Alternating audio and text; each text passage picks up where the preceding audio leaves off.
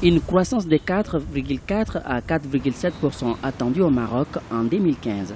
C'est le constat du Fonds monétaire international qui a rendu public mardi un rapport sur l'économie marocaine. Une croissance qui pourrait dépasser les 5% entre 2016 et 2019. Mais le rapport met l'accent sur les problèmes du chômage et la faible inclusion de la population sur le marché du travail. Pour résoudre ces difficultés, l'institution de Bretton Woods propose de nouvelles réformes structurelles. La croissance restera robuste à moyen terme à mesure que la demande extérieure et la confiance intérieure se redresseront grâce à la forte montée des exportations des industries nouvellement développées et au repli des cours internationaux du pétrole. Cependant, les réformes structurelles demeurent cruciales pour réduire le chômage, diversifier l'économie et promouvoir une croissance plus forte et plus inclusive. Selon les estimations du FMI, le déficit courant des échanges, principal point faible du royaume, a connu une réduction de 5,8% du PIB en 2014.